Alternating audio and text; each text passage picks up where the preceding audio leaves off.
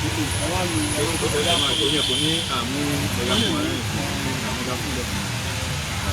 right, Koikimedia bring the one closer to your doorstep.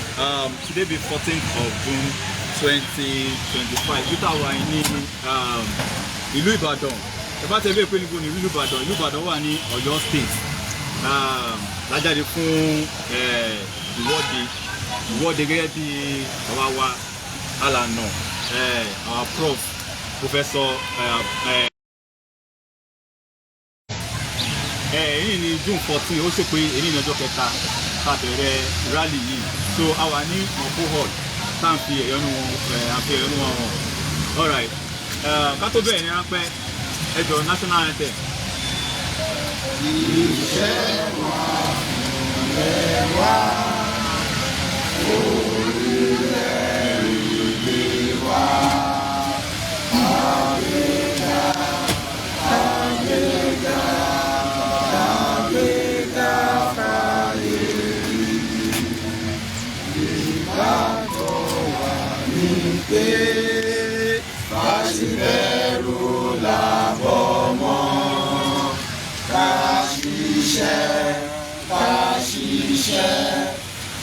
ṣiṣẹ́ ká jọlá ìṣọ̀kan àlòmìnira ilé jẹ́ ká máa lépa tẹ̀síwájú ọ̀pọ̀ ire àtòwú tó dára.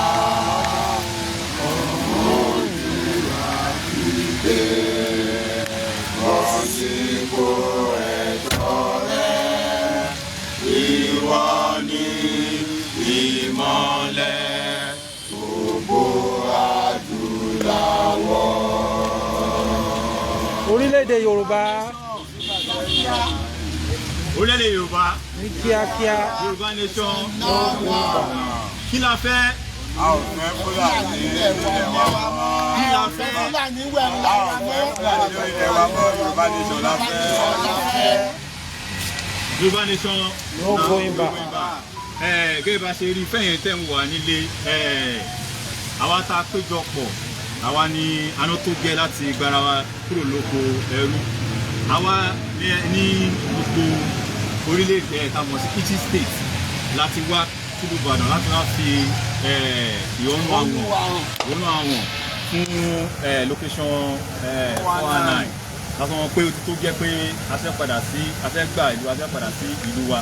So brother mi ẹjọ níbo lẹ́yìn ti wá state lẹ́yìn ti wá ìlú Èkó ti wá ẹ̀yin kọ́ ẹ̀yẹ kọ́ rí bólẹ̀ ti wá ìlú Ìbàdàn bólẹ̀ ti wá alimọ̀lẹ̀ ti wá bólẹ̀ ti wá Ìbàdàn ilé olóyè ọ̀nà Ìbàdàn.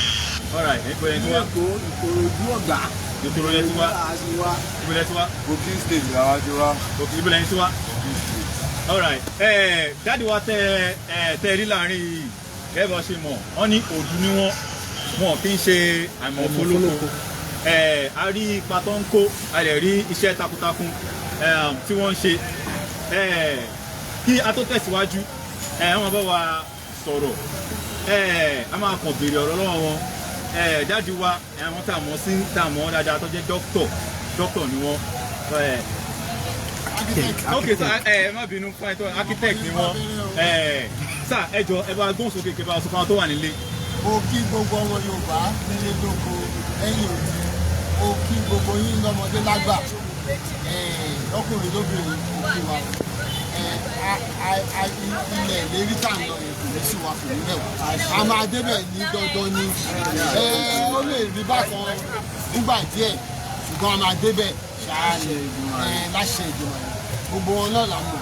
Ọmọ Yorùbá tó bá ń kọjá lọ ilẹ̀ Yorùbá là ń jà fún. Bẹ́ẹ̀ni. A dẹ̀ máa débẹ̀ a máa gbà nǹkan wa torí Fúlàní pa wá nínú igbó. Wọ́n ń pa àwọn àgbẹ̀ wa, wọ́n ń bá àwọn ọmọ obìnrin wa àtàwọn ìyá wa àtàwọn àbúrò wa wọ́n bá wọn sùn. Àrífín yẹn ti pọ̀ jù. Wọ́n tún wá ń pa àwọn èèyàn lábúlé, wọ́n á dédé jí wọ ọbẹ̀ lóru, wọ́n á lọ pa wọ́n. Àfẹ́ èèyàn mọ́ ọ̀nà tá a fi lè dẹ́kun yẹn pátápátá òun ni ká gba Yorùbá nation Odùduwà republic once and for all.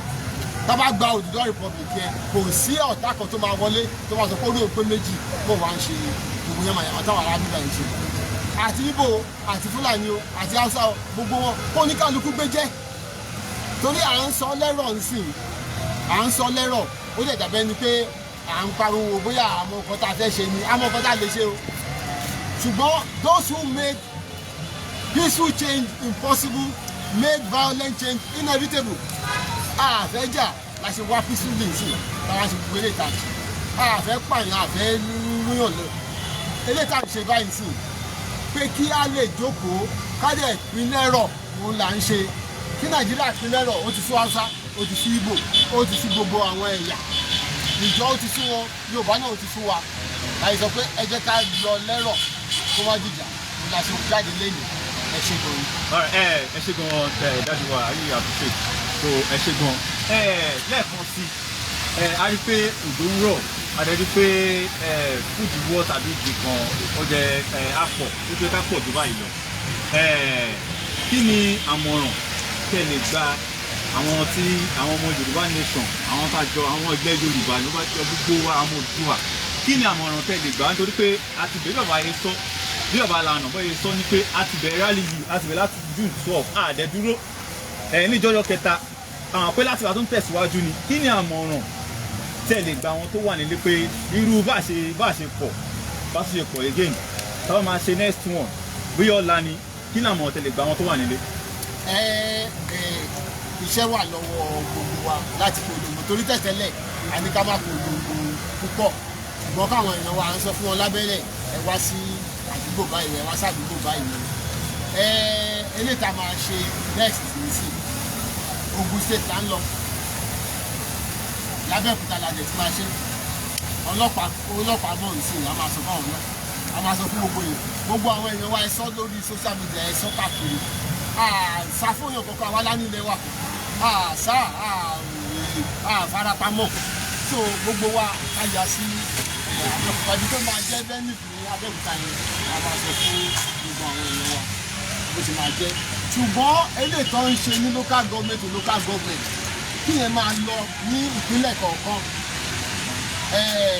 eléyìí tó ń lọ ní lágbègbè ní local government eléyìí tó ń lọ ní local government nígbà south east kó máa lọ bẹ́ẹ̀ lọ́yọ̀ state eléyìí tó ń lọ ní Kogi state ní àwọn local government lẹ́gbẹ̀ẹ́ fàkúrà Kogi state náà iná máa lọ lẹ́kọ̀ọ́ náà eléyìí àyè tó bá jẹ́ ìjáde níwájú wọ́ọ̀dù níwájú ilé ẹ̀ níwájú ní abúlé káwọn èèyàn kóra wọn jọ iṣẹ́ àjà máa ṣe relentlessly mo fẹ́ ràn yín létí 1964 65 66 irú nǹkan báyìí ló ṣẹlẹ̀ awareness yẹn bẹ̀rẹ̀ kéékèèké báyìí ni ó tó gbaná so kí gbogbo àwọn èèyàn wa kọ́ máa gbára wa ní òun ká máa sọ̀rọ̀ fúnra wa eléyìí ò dá yọ́nà ìyẹn ò dá yọ́nà ẹni yóò dá nǹkan kan kò ní jẹ́ kí àṣetàǹṣe kéékèèké náà ni ṣùgbọ́n tábà pé gbogbo wa ń encourage ara wa tá à ń kóra wa níjànú tá à dẹ̀ ń fúnra wa ní ọ̀rọ̀ ìyànjú ẹ̀rí pé a máa débẹ̀ a máa pọ̀ sí náà ni so the next one yẹn ká máa ṣe ẹ̀sọ̀ fún gbogbo ilé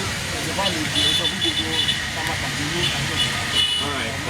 ẹ ṣe gan I really appreciate ọ̀tọ̀ fún ẹ̀yin tẹ́ ń wà nílé ọ̀rọ̀ rẹ ti gbọ́n ẹ pé our next rally wa ó ń bọ̀ ní Ogun State nílùú Abẹ́òkúta ẹ jẹ́ ká gbáradì ká jáde kékun ló tó gbọ́ kó so fún toko tá a máa ṣe ìyẹn ò tún wá dá àwọn local government àti ń ṣe bọ̀ bóyá local government sílé sílùú sàdúgbò ìyẹn ò dá wa dúró aṣọ àwọn àṣìyẹn lọ bọ̀ ẹ ká gbáradì àwa tá a wà lágbègbè tá a wà káàkiri state tó kù Ogun State òun ni next one tá à ń bọ̀ nílùú Abẹ́òkúta gẹ́gẹ́ bí àwọn dáàdi wa ṣe sọ tá ní ṣókílẹ̀ kan sí kí ni àmọ̀rin fún all the coordinator wa kí ni àwọn tó yẹ pé ó wà ní bóyá local government yẹn so kọ́ lè gbọ́ nísìnyí kó má náà wò gbọ́ bóyá àwọn bóyá lè jẹ́ late information but ẹ ń sọ yìí ó ti ń gbọ́ káàkiri ó ti ń kárí kí ni àmọ̀rin fún àwọn coordinator tó láwọn lọ ní àwọn ní ọwọ́ láti grassroots níbi local government so ẹ fún wọn lámọ̀ràn nǹkan kí lẹ fẹ́ kí wọ́n ṣe.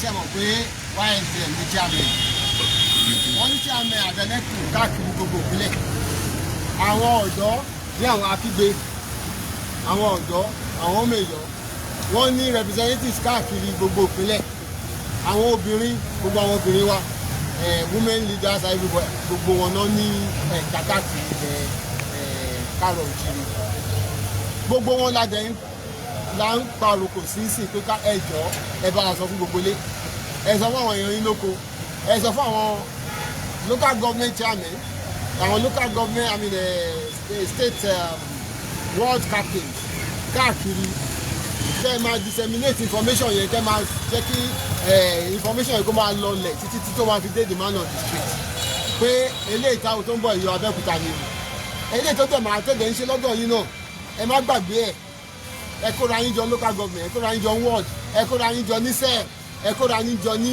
iwájú ilé kẹ́rin sọ ẹ̀hónú yín àwa ò fẹ́ ilẹ̀ Nàìjíríà mọ́ ilẹ̀ Yorùbá la fẹ́ Yorùbá nation la fẹ́ ká lè fi yanjú ọ̀rọ̀ wa bá ṣe lè ṣe ká lè fi lọ síbi tí gbogbo àgbáyé expect Yorùbá lọ all over the world nísìnyí kò sí àwọn kọ̀ọ̀kan tó jẹ́ pé wọ́n ní ìlọsíwájú tó Yorùbá all over the world anywhere tẹ́ bá dé Yorùbá náà ń pariwo because we dominate intellectually. Tẹ́ bá dé America the best doctors the best nurses Yorùbá ni. Tẹ́ bá dé UK Europe best nurses best doctors Yorùbá ni engineers architects everywhere Yorùbá ni.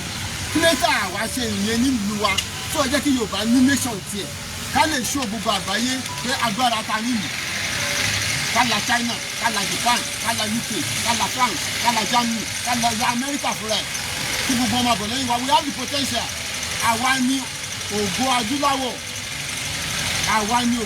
kan tó wà ní anthem wa nìyẹn ẹ jẹ́ ká mèkè rí mo dúpẹ́ lọ́wọ́ gbogbo yín orúkọ yín lẹ́ẹ̀kan sí ọ̀pọ̀ ìlú wa. Yoruba nation. Yoruba nation. Yoruba nation. Iṣẹ́ wa fúnlẹ̀ wá. Orílẹ̀-èdè wa. Àgbéga, àgbéga, àgbéga fàyè rí. Ìbábọ̀ wà ní pé ẹrú làbọ̀ mọ́. Àṣìṣe káyọ̀lá. Ìṣọ̀kan àtòmìnira. Ìkẹ̀jẹ̀ ká máa lépa. Tẹ̀síwájú ọmọ ire àtòhun tó dára. Ọmọ Olúwa dìde bọ́ sípò ẹ̀tọ́ rẹ. Ìwọ ni ìmọ́lẹ̀ gbogbo adúláwọ̀. Orílẹ̀-èdè Yorùbá. Koikimedia bring the world closer to your doorstep today being 14th of June 2025. Thank you so much for all our work. All right. Sure. Your mic.